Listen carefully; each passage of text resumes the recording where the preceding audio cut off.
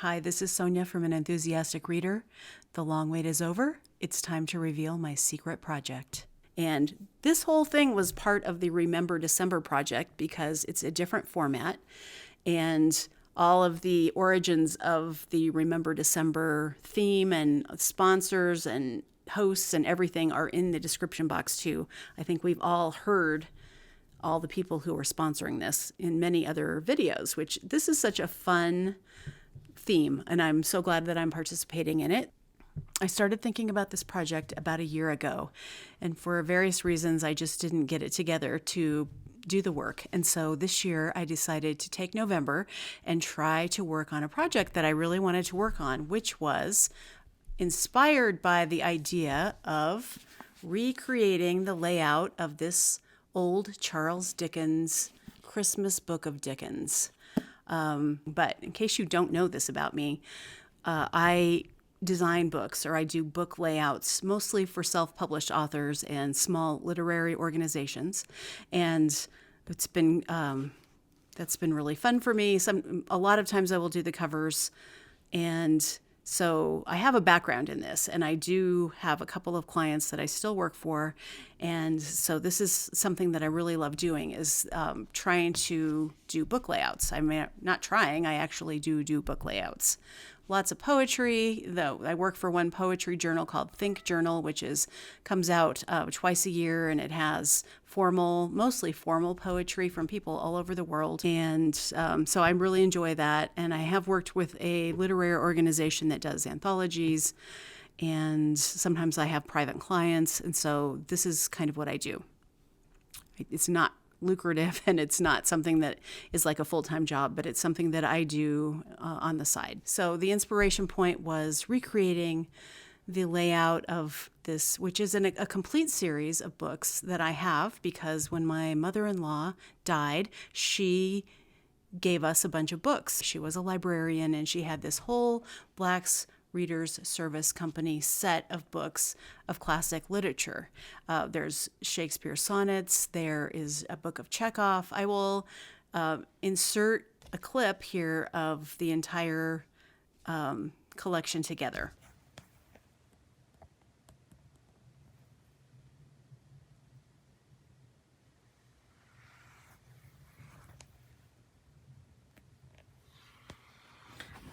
Of Longfellow, world's great detective stories, the world's great romances, the works of Tolstoy, the works of Ibsen, works of Gilbert and Sullivan. That's a fun one because it has all of the scripts in there.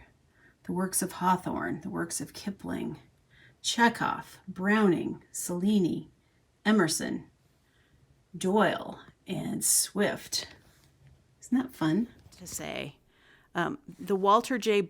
Black Ink Company was a publisher, and then he had this subscription service, apparently, where people could buy a complete set of these books. And so I don't know if we have all the books or not, but we have quite a few. So my inspiration, and I will be inserting some different clips of screenshots that I took as I was doing the project, but the inspiration was taken from this book. This is the title page. I thought that was really pretty. He's got a preface, and then it's divided up. It's 2 volumes, but it's bound in 1 volume. And so about halfway through, the pagination restarts. And so that was something I had to consider. Did I want to do 2 volumes? Did I want to do, or just do 1 volume? And so what I ended up doing was I wanted to create the order of the stories as they were published here. So this is the first volume. First we have the Christmas Carol, then we have the Chimes, and then we have the Cricket on the Hearth. And then the second, and that takes up a good chunk of the book. Then we have a bunch of short stories that these stories were published in his periodical Household Words. And so these are the other stories that are in this book that I wanted to recreate also. So what I did is I went to Project Gutenberg and was able to get all of the raw text files for all of these books. Each one is an individual file, so they all had to be fixed, cleaned up, because when you get text that is raw from anywhere, it's going to have things in it that you don't want. For instance, in the raw text files that I got for this book, everything that was supposed to be italicized was instead not italicized. It was still in Roman, but it had underscores before and after the word or phrase that was supposed to be italicized. So that was something that I had to go in and manually, with the help of my software, to find all of those and then change them to be italicized. So that was one thing I had to do. So when I first started, I thought I'd try and find a font that was most like this font with this kind of old English title font, and I went through many fonts. And so the more I started thinking about the layouts of these books, the more I realized that they're not that easy to read. And I didn't really like the layout particularly. I didn't like the font that was chosen. I didn't like, well, because this was set, there's huge gaps in between punctuation. So like, for instance, right down here, you can see that there are huge gaps. And they had to do that because they had to fill the line, and I understand that, but we don't have to do that anymore. And so I decided to kind of choose the font that I'm most comfortable with, that I usually use for all of the body text that if I can get away with it, I will use it. And that is Minion Pro. And so I decided to use Minion Pro and print the book, lay out the book in Minion Pro, and then use different fonts for titles, and I would build a table of contents. And so that's what I did. I had one table of contents, so I decided to do one volume, one table of contents, and one set of pagination. So it doesn't restart at page 1 halfway through the book. I just wanted to do one volume. So I just wanted to do one volume, and so that's what I did. And then I thought, well, I would like to recreate the cover as it is. And I did try to do that. I did that by scanning this cover so I could use this fabric for a background, and I will insert what it looked like. I was not at all happy with the way that it came out. I didn't like the way it came out at all. So I decided I would just make my own cover that was a little bit more happy and a little bit more my style and a little bit kind of capturing the spirit of Christmas that I feel, children playing. I found a stock illustration. So I wasn't violating copyright or anything, but I used a stock illustration, and I wanted to do a hardback cover version. And so right now you get to see the hardback cover, the hardback version of this book that I did. So here it is, Christmas Books of Charles Dickens. I added Charles into the title because I just wanted to add that as the title.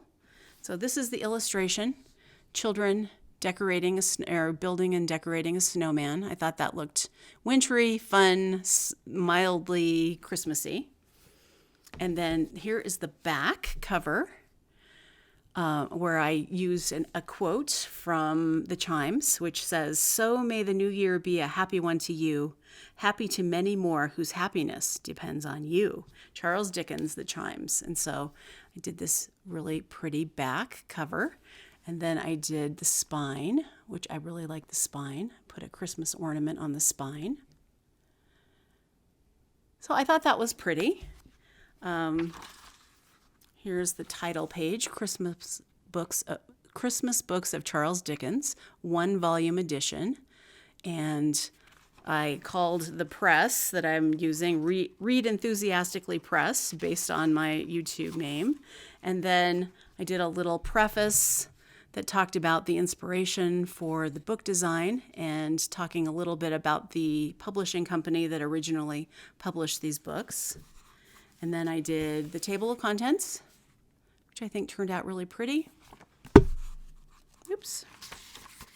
And then here's the first section, A Christmas Carol in Prose being a ghost story of Christmas. And that's exactly how it appears in the original. Let me show you.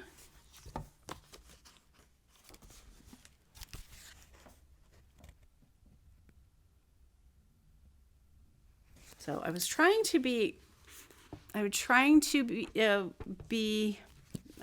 to honor the typography of this book, but then it did go off the rails because I just didn't think this was a comfortable thing to read. And if I was going to go to all the trouble of designing a book, then I wanted it to be readable.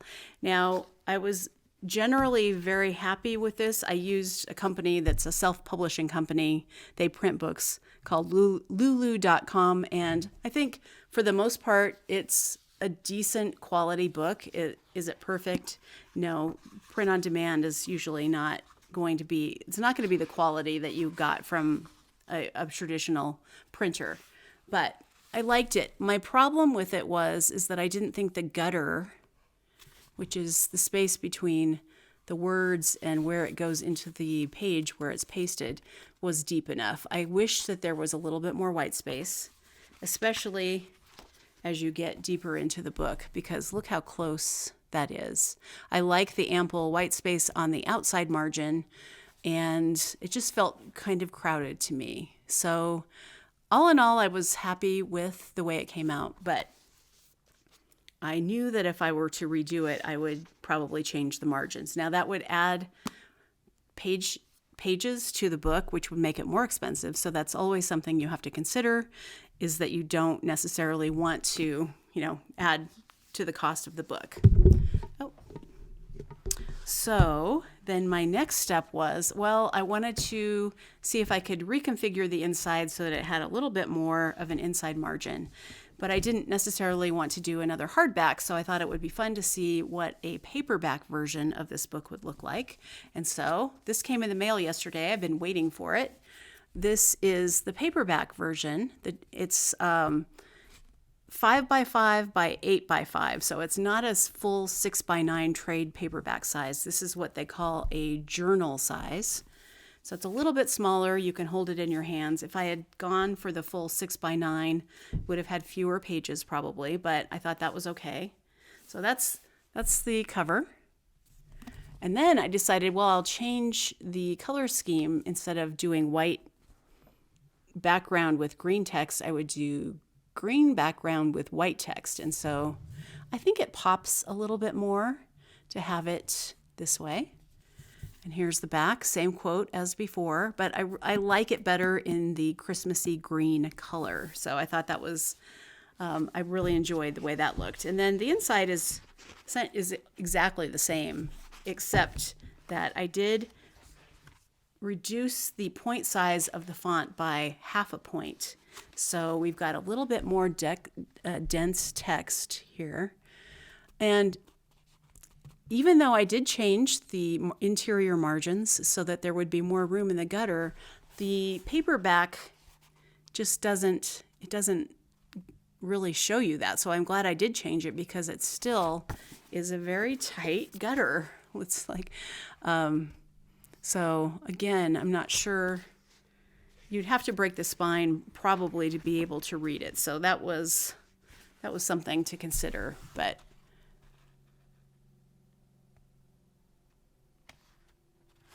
anyway, that is the way it came out. And I didn't show you the back page. I did this back page. That's the last page of the book.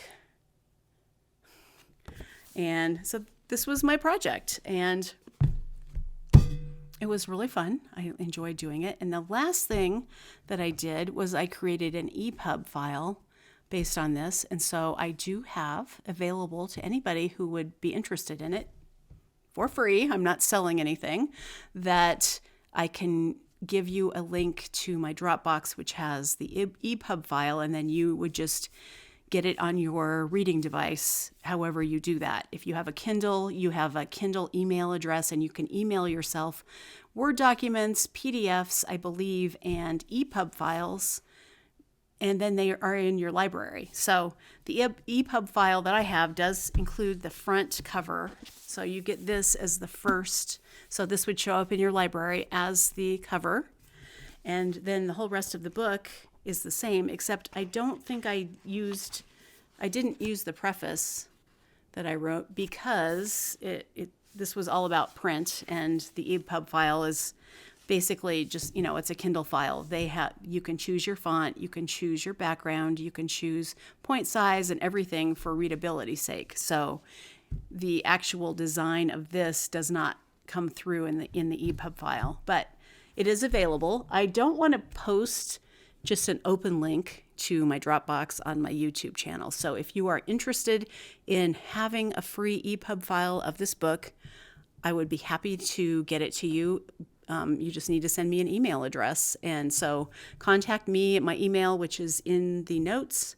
So I think that's all I have for now. I just wanted to put this out and say, happy holidays, and please hope for a ceasefire in Gaza, and happy holidays to everyone. And if you celebrate, and if not, just happy winter. And thank you so much for watching, and I will see you in the next video. Bye. A Christmas Carol, Stave 1, Marley's Ghost. Marley was dead to begin with. There is no doubt whatever about that. The register of his burial was signed by the clergyman, the clerk, the undertaker, and the chief mourner.